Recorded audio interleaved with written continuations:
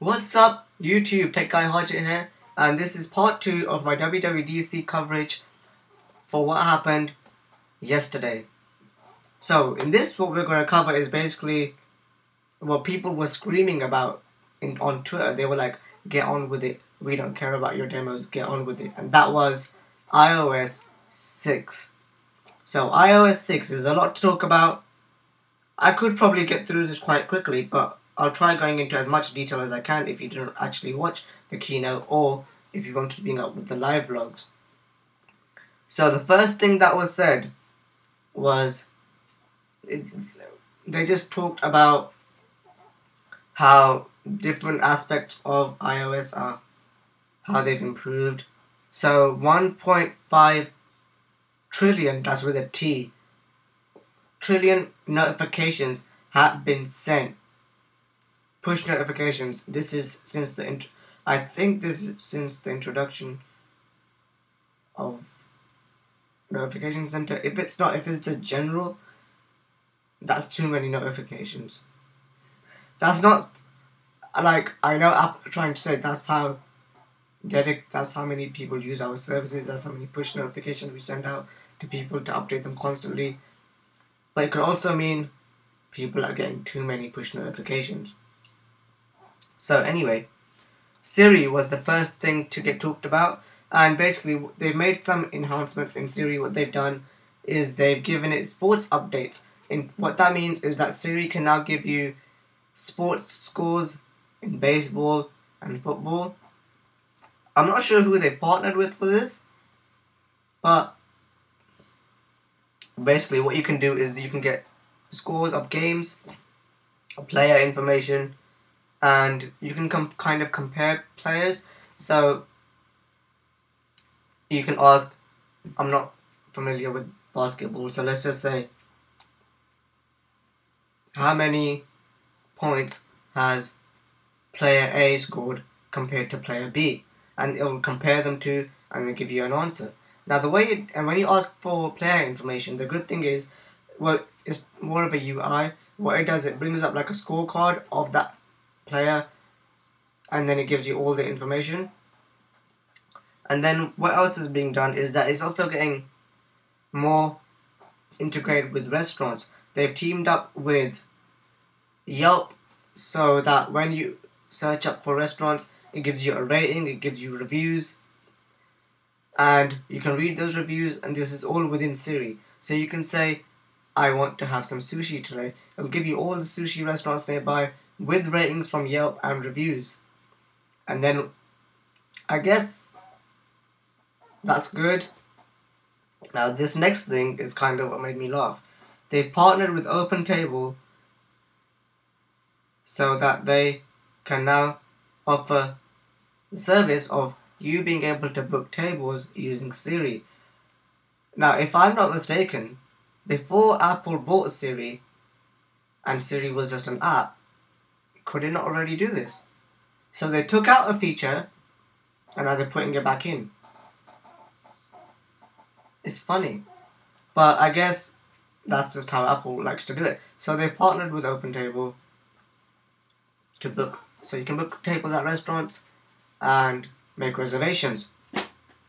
What else? And they've also partnered with Rotten Tomato to give you movie information. So this is, if you want to watch a certain movie, you can say to Siri, I want to watch the new Avengers movie. Why is Siri a phone all of a sudden? Anyway, so you can say, Siri, I want to watch the new Avengers movie. So it'll bring up all the timings, it'll bring up a rating, it'll bring up reviews of people that have already watched it. Hopefully there's no spoilers in those reviews. And then you can base your judgment on whether you want to watch that movie. Also, you can now get specific movies which are starring specific actors or actresses. So you can say, list me all the movies starring Johnny Depp.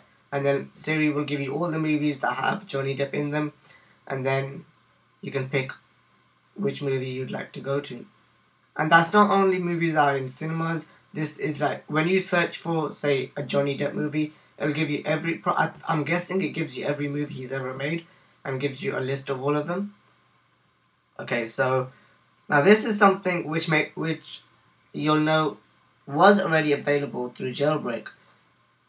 You can now launch apps using Siri.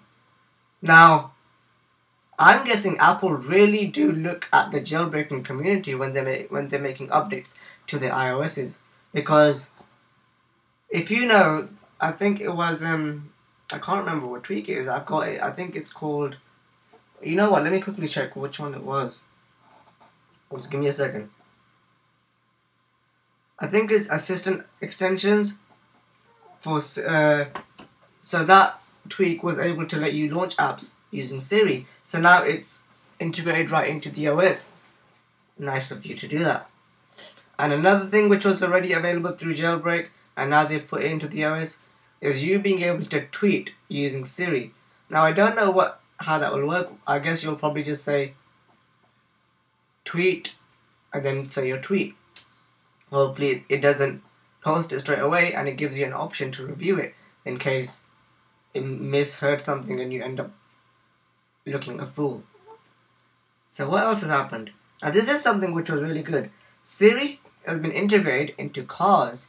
So what this is that you push a button on your car, or it'll probably be on the steering wheel, and as you're driving you can say stuff to Siri to remind you or to send a text, and the screen will not light up or anything, it will stay dim but still it will be active, and that's good because it doesn't deter your attention from what you're doing, as in from your driving. So you can use Siri without having the screen light up. And they partnered with BMW, Land Rover, Jaguar, Honda, Audi, Mercedes, and a few more, which was Toyota and a few other car companies. And I guess, is that a good thing? I guess it's good because when they showed Siri in the first time, they showed a video of someone driving and using Siri. But for that to happen, you'd probably have to have it plugged into a Bluetooth device, have it paired with Bluetooth, or through your headphones or something like that. So there had to be a physical way for you to activate Siri. With this, you can do it as you're driving. It can feel more natural. Like you change your music and put the volume up and down from your steering wheel when you're driving. Hopefully, this will feel no different. And new languages were introduced in Siri, so Italian, Korean, and Mandarin, and a few others which I forget. Now this feature is something that a lot of people will be looking forward to. Local search is finally going global. So remember if you're in the UK and you said, give me a restaurant nearby where I can have, I don't know, fish and chips. And Siri will say, I'm sorry, I can only search businesses within the US.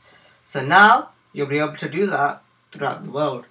And that's an amazing thing. Like, that was one of the things I would use Siri mostly for, but because it's not available, I don't use it that much. And with this new iOS update, Siri is coming to this guy. Yep, Siri is coming to the iPad 3 only. So keep that in mind if you've got an iPad 2. Siri is not coming to you, I'm sorry.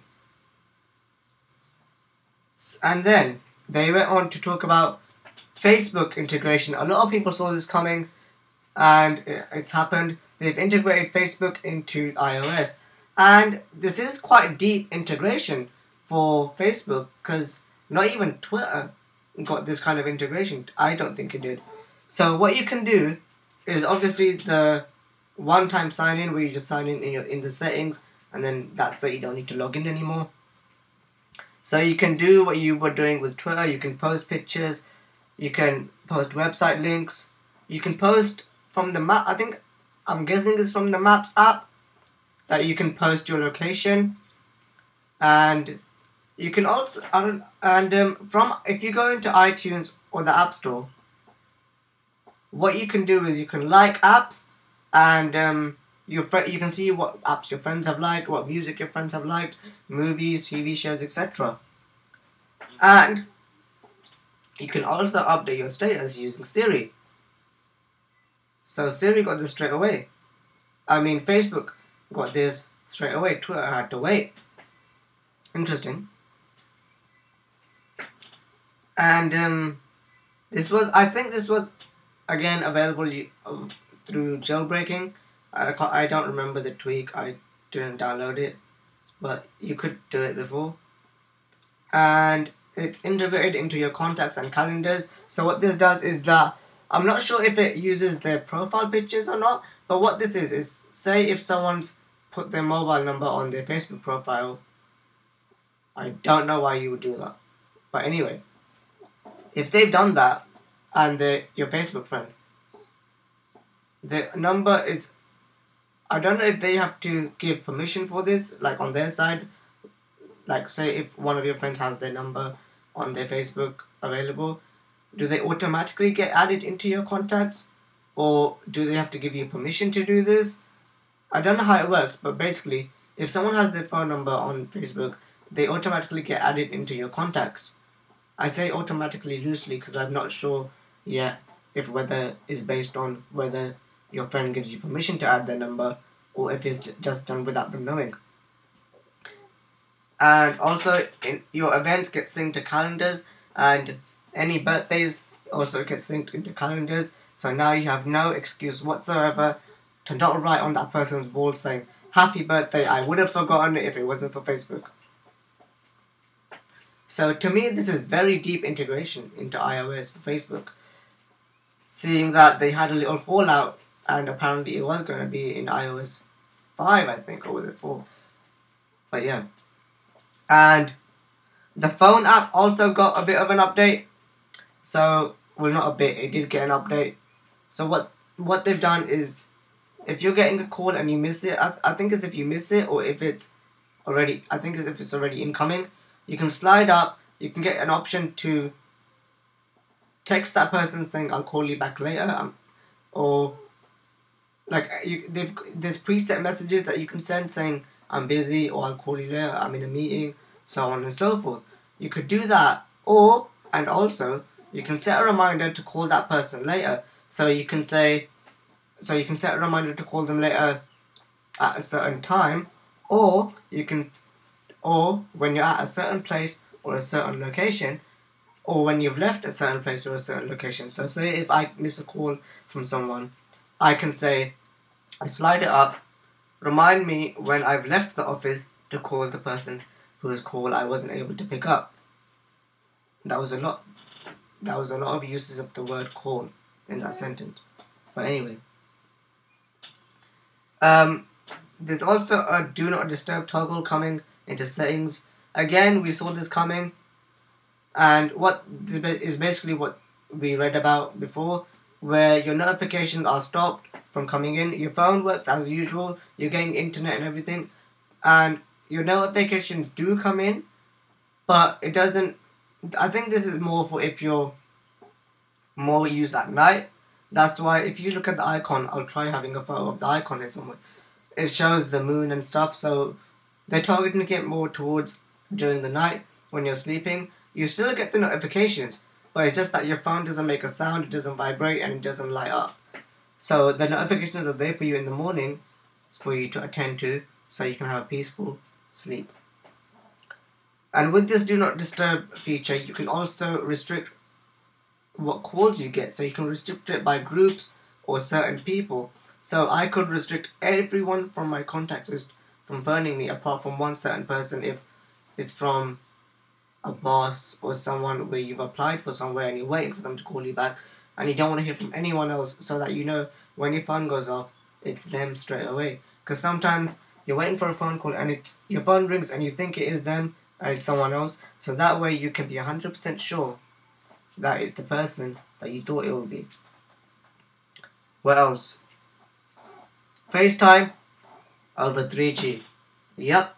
Finally, after ages, you can now use FaceTime over 3G or 4G if you're in the US and you've got 4G capabilities.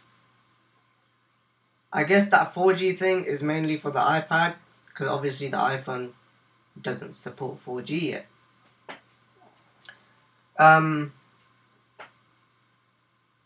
Unification of phone numbers and Apple IDs. So your phone number will now be linked to your Apple ID. Is that a good thing? I guess it's good if someone's trying to contact you and they've got your number but not your Apple ID, so they can FaceTime you using your number.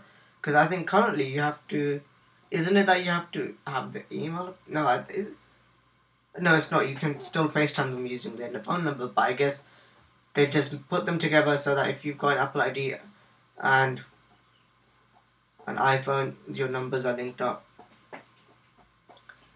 And then Safari got offline reading. This is mainly for the iPad. It got an offline reading list so that you can save. It basically turned it more into something like Instapaper, where you save articles to read later, and even if you're not connected to the internet, you can read them on the go, in the train, or wherever you're going. And then, again, the whole cloud tab thing, where tabs are synced between Mac and iOS. Now, another feature they talked about is photo upload to websites. Now this is let me explain. You know when you're browsing the internet on your iPad or on your iPhone, and then it says, I don't know, like, say if you're applying for something or you've just gone to a website where it requires you to upload a profile picture, and then you're like, what the hell? Then you have to go onto your laptop to do that, because obviously iOS you can't upload pictures. So now you can. So you click upload and then it'll go onto your camera roll and you can pick a photo that you would like to upload. How helpful this is, I'm not too sure. I guess if you visit a lot of websites where you're making profiles and so on and so forth, then it's useful. But it depends. I'll need to see how far this goes. If it's also that if you're emailing someone using the browser within, like, say if you've logged into, I don't know, Yahoo Mail through the browser, can you add attachments? Can you add photos into the email as an attachment and then send it off? If that's how good they've made it, then that's amazing. Because sometimes you want to send photos and you don't, like, I don't know, you might not use the mail app to do that. You might have an account on Hotmail or something where you have to log in and use it. This is a really good feature for those people. Smart banners in Safari. Now what this is, again, I'll have to explain this if you don't, because they explained it, but there's not really a clear-cut answer to this. So what that means is, you know when you go to a website on your browser and they say, and a big page comes up saying, why don't you download our app? Because that will be better for you. It's like, no, I came to your website for a reason, because the website is better than what you're currently offering in the app. And then same thing with the iPhone, you go to a website, it says, why not download our iPhone app for a better experience, blah, blah, blah, blah. Which is annoying because you went to their website, you know they've got an app, but you go to their website because to you it's a better experience. So now what they've done is, instead of a splash page popping up saying, download our app from the App Store, there will be a little banner at the top of the page letting you know that you could go to the app. And clicking that will take you to the App Store and you get the idea. But if you've already got the app and you click, it'll send you into the app exactly at the point where you were when you were on the website. So it's basically you're picking up where you left off. It's good, but then you visit the website for a reason. Like I said, some people find the experience of a website more appealing to an app, because sometimes apps are restricted because of the kind of rules they have to stick to, and because of that you don't really get the full website kind of experience from the app. And this could get really annoying. If there's a way to turn that off in settings, that's good. If there isn't, that's annoying, Apple. And then full screen in landscape for Safari. So on the iPhone, when you're using it like that, obviously Safari is portrait, but then turning it that way will make Safari go full screen in landscape mode. And that is good because there's a lot of tweaks out there. Again, like I said, a lot of stuff gets taken from the jailbreaking community these days when it comes to Apple updates. So if you already know, there's ways of doing this through jailbreaking where you can use Safari in full screen view. So now they've got that available in the iOS natively. And then sharing photo streams with friends. Now this is, again, let me quickly explain. So you pick a photo stream, you pick which pictures you want in that stream, you pick a friend from your contacts or a family member, they get sent a link where they can download your photo stream and view it and comment on it. I guess does this come with the Facebook integration? I don't know, because obviously you couldn't do that before. So the social aspect, is that coming from Facebook where you can comment? Because in the screenshots that they showed, like I said, everything I talk about which requires some kind of picture, I will upload. Not upload, I'll put to the side or something. It said there was a like thing bar at the top. So I don't know if it's integrating the whole commenting photo stream system through Facebook, or if it's their own. So like if it's Apple's own developed commenting and liking thing. Mail got an update in iOS where there's a VIP section. So you can put people into that group. It's basically a group where people in that group, if you get an email from them, they get a star next to it. They get a star next to their name. Well done, you feel special. But no, there's more. There's more to that than just getting stars in people's names. So if you get an email from anyone in your VIP group, you'll get a notification within the lock screen, like you do with text messages and so on. I don't know why you don't get. I guess because people get so many emails, you don't want your lock screen full of email notifications. So if it's from someone in the VIP section, you get a notification in the lock screen, and then their emails are like stand out from the rest of the emails. And there's also a section. So like, I'm not gonna go into the mail, forget it. Like when you go into your mail app on your iOS, you have different sections where it says inbox, outbox, draft, and so on. And now you also have a VIP section where all the emails that have come from people within that group are in that little box. And now that there's flagging in iOS, you've also got a section for all your flagged emails. They still have not introduced multiple colors for flagging, which is a bit annoying. And then something else which a lot of people wanted, a lot of people clapped for this, but then this was something that should have been in there from day one. Pull to refresh. So you can now basically pull down, you know how Twitter does it, pull down refreshes, Facebook pull down refresh, same thing with email now, pull down refreshes your emails.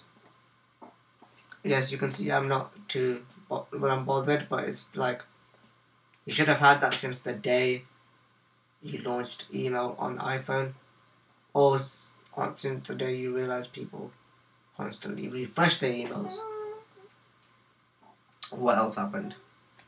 And then they introduced a new app called Passbook, which is basically a way to save all your tickets, boarding passes that you get using your... You know how nowadays you get boarding passes as a QR code, and you get store cards and movie tickets as QR codes and so on. That can all be saved in this one place. I'm not... It's basically like a wallet, but not for your credit cards, more for your store cards, membership cards, tickets, boarding passes, and so on. And then the biggest thing that was announced, the new map system. I'll wait for you to clap and cheer and... Yeah. I know I don't sound too excited about it, I'll let you know why. So it's a newly developed app from the ground up. It's got Yelp integration where you can, again, search businesses, click, a card comes up with all the information, ratings and reviews and so on. Traffic services where you can see where there's traffic, if there's been an incident where traffic has suddenly slowed down. it will let you know about that, and when it speeds up, it will let you know about that. And turn-by-turn navigation. Yep. Finally, turn-by-turn navigation with maps. So this is obviously just like I said, turn-by-turn navigation, and this has Siri integrated into it, where you can say, take me to, I don't know, Best Buy, and it'll work out where your nearest Best Buy is, and it'll launch maps and the navigation feature, and it will take you there using Siri's voice. And this works from the lock screen, so you don't have to have the app open. You can just lock your phone, and I don't know whether, like, if you lock your phone and the maps are open, like you've got maps running as a turn-by-turn navigation, will it stay at the lock screen? So, like, you know what I mean? Like, you know how it says slide to unlock? Will it just stay there, or will it turn off the screen and then only come back on if there's a change in direction? I guess it'll just stay on, because you need to constantly be looking at the map. And then they've got a new feature called flyover. Now this didn't really, actually I'll get onto that near the end. I'll get onto that, actually I'll just tell you everything that was announced, and in part 3 I'll tell you why I wasn't happy, or why this wasn't much of a surprise. Most of you probably know why it wasn't much of a surprise. But yeah, so this is 3D rendering of places, and they gave a demo of how it works. It's basically not a satellite view, but it's more just like they took planes, took pictures of everything, and they've got them rendered in real time. And so you can type, I don't know what comes to mind, Eiffel Tower, and then you get a 3D rendering, and it's not a bird's eye view, it's more like you see the whole building the way it is. And iOS 6 is supported for the iPhone 3GS and later models, the iPad 2 and later models, and only the iPod Touch 4th generation. A letdown is that the turn-by-turn navigation feature is only available in iPhone 4S. Why? So anything older than the iPhone 4S does not get turn-by-turn navigation. Why? Seriously, Apple, why? I mean, if you're supporting the iPhone 3GS with iOS 6, iPhone 4 isn't that old. I mean, come on. Normally you give most of the features to the last 2 generation phone gets most of the updates, if not all. And the iPhone 4, I think, is more than capable of turn-by-turn navigation. Android have had it for ages. I know with Android it's more of a specs battle, but still, even some of the phones that aren't spec'd to the brink of I can't put more power into this, they still get turn-by-turn navigation, and you can't give turn-by-turn navigation to a phone which is only 2 years old. That's odd. So that was basically everything that was announced at WWDC. And then obviously Tim Cook came near the end after all the announcements were made, saying thank you for coming. And then he talked about how, remember I said that they played a video saying how Apple and apps that are being developed at Apple for their devices are helping people in different countries with disabilities, even with blindness. There was a video of a guy who was in the forest using an app which was developed to help you work out distance and so on. He talked about that again, so he was really pushing the message of helping people live their lives to the fullest, no matter what their disability. And then he started talking about how every time how much a developer loves working for Apple, it makes them want to wake up in the morning and come to work. He was really pushing iOS as a development platform this time around. We have at times, but we don't see Steve Jobs. We never saw Steve Jobs doing it as much as Tim Cook did it. But then again, that was him, this is Tim. Wow, that rhymes. So yeah, that was Steve, this is Tim Cook. Different way of doing things. I think Tim Cook is doing a good job at Apple, seriously. I can see the articles already. iOS 6, what would Steve have done? Or, you know, how everything and anything that was announced in iOS 6 would not have been something Steve would have done. So, people need to get off their high horse and stop complaining about what Steve Jobs would have done.